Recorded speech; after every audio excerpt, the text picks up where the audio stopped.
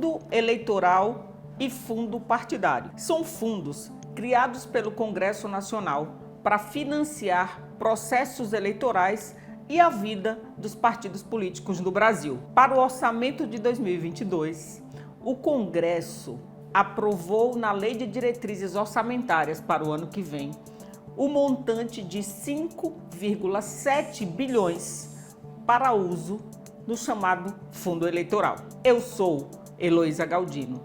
E aí, vamos conversar?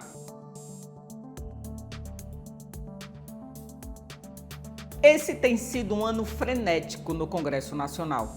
Desde a eleição de Arthur Lira, ele, um membro do Centrão, para presidir a Câmara dos Deputados, aquela menção que o ex-ministro do Meio Ambiente, Ricardo Salles, fez, a chamada boiada, tem acontecido de fato nos projetos que tramitam na Casa Legislativa e nas leis que têm sido aprovadas pelos deputados e deputadas do nosso país. O Congresso entrou em recesso, mas a gente segue analisando o dia a dia da política em Brasília. No vídeo de hoje, nós vamos falar da Lei de Diretrizes Orçamentárias para o ano de 2022 e do Fundo Eleitoral, aprovado com o valor de 5,7 bilhões. Antes de começar essa análise, não esqueça de verificar a sua inscrição aqui no nosso canal, de curtir e compartilhar se esse conteúdo for relevante para você e acionar o sininho. Assim, você vai ser avisado toda vez que a gente chegar com um vídeo novo por aqui. Comecemos por decodificar as letrinhas da LDO,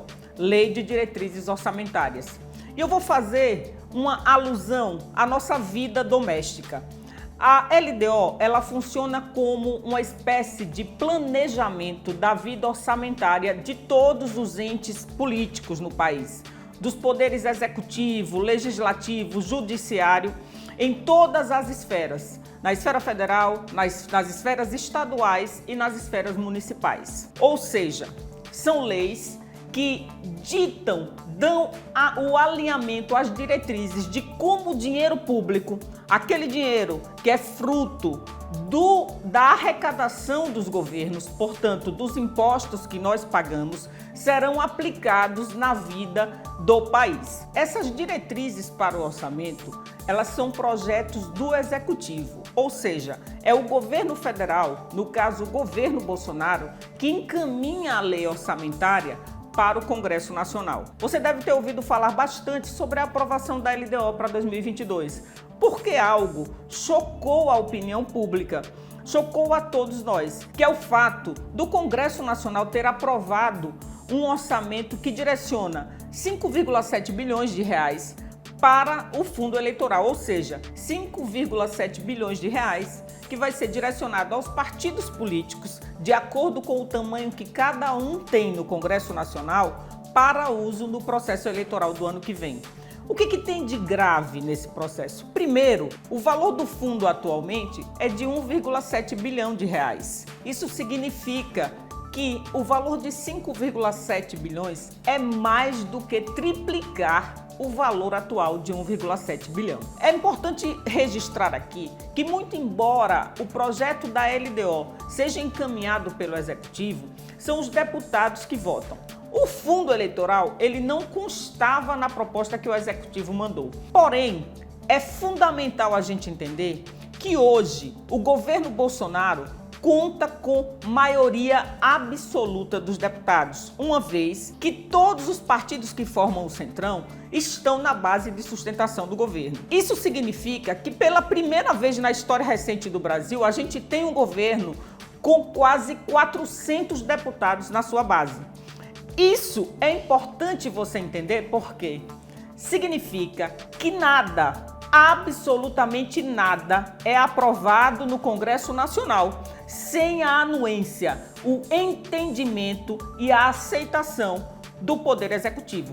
Até porque os líderes dos partidos que decidiram por esse valor para o fundão, até porque a votação foi simbólica e não nominal. Heloísa, o que significa isso? Significa que apenas os líderes dos partidos e o próprio líder do governo, Ricardo Barros, aquele mesmo do processo da compra da vacina, poderia ter orientado em contrário a essa posição, se esse fosse o entendimento do governo. Todos esses líderes, eles, em sua maioria da base do governo, aprovaram esse valor para o fundo eleitoral do ano que vem. Porém, o que é mais impactante nesse processo é que, muito embora todos, mesmo indiretamente, já que a votação foi simbólica, tenham votado e aprovado o fundão, depois, na hora em que começou a pressão através das redes sociais, eles foram criar uma narrativa de que não tiveram tempo para votar, de que o vice-presidente da casa que conduziu a sessão, o deputado Marcelo Santos, do Amazonas, produziu manobras para impedir que os deputados pudessem manifestar o seu voto. Ou seja, uma série de narrativas apenas para fugir do que está claro para todos nós. Os deputados que dão sustentação, deputados e deputadas que sustentam o governo Bolsonaro, criaram o artifício do aumento do fundão, do fundo eleitoral, e depois foram para as redes sociais desmentir e tentarem passar a ideia de que não tem nada a ver com isso. Pois bem, esse é um processo em que fica claro a maneira como o nosso Congresso Nacional e o Poder Executivo jogam com as nossas vidas nesse momento. E, em meio a esse processo, o presidente Jair Bolsonaro, em sua primeira fala pública após sair do hospital, alegou que vetaria esse fundo bilionário. Pois bem, essa é a mesma alegação que ele usou o ano passado e que depois acabou aprovando o orçamento para o processo eleitoral de 2020. Ou seja, primeiro coloca o argumento do veto e depois acaba promulgando.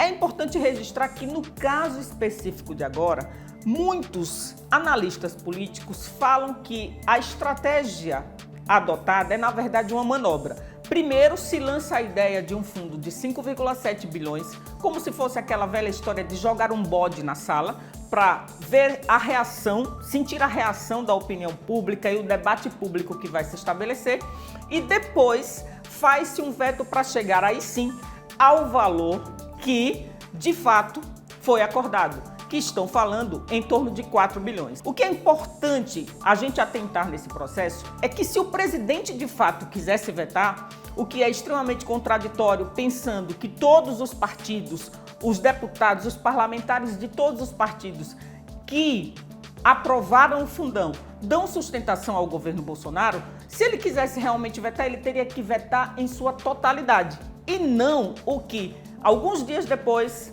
bem recentemente, ele voltou a falar que vetaria parcialmente.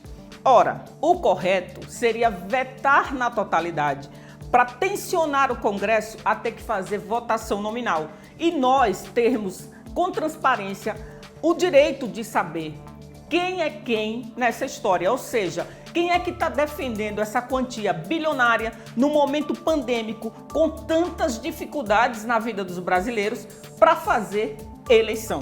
E quando eu falo de dificuldades, não dá para a gente pensar que uma pandemia não afeta o Brasil, está afetando o mundo. Pesquise um pouquinho. Os Estados Unidos estão com trilhões de dólares investidos no chamado encontro da saída da crise da pandemia.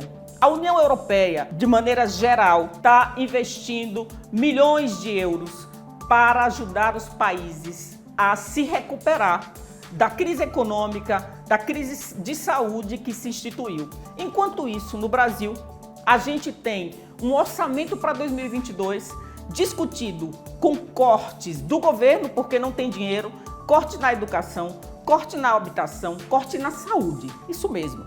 O governo cortou 2 bilhões de reais do orçamento da saúde em 2022. Isso alegando que não tem recursos. E aí tem 5,7 bilhões ou 4, seja lá o que for aprovado, para fazer o processo eleitoral, para desenvolver apenas o jogo da política. Eu volto a dizer, nós estamos atentando aqui no canal para algo que está em curso no Brasil, que é a gente perceber a importância da eleição do ano que vem, para além da escolha do sucessor de Bolsonaro. E espero mesmo que brasileiros e brasileiras elejam um sucessor para Bolsonaro. Isso se a gente não conseguir interromper o mandato dele antes. Mas eu tô falando, vou repetir, vou ratificar aqui nesse canal. A eleição que a gente precisa também atentar o ano que vem é a escolha dos nossos parlamentares, dos senadores, senadoras, de deputados e deputadas federais. Ou seja, a atenção precisa ser redobrada ao processo e a esse conluio entre o governo Bolsonaro e o Congresso Nacional. E ficarmos atentos, sobretudo, às escolhas que precisaremos fazer o ano que vem. Eu fico por aqui.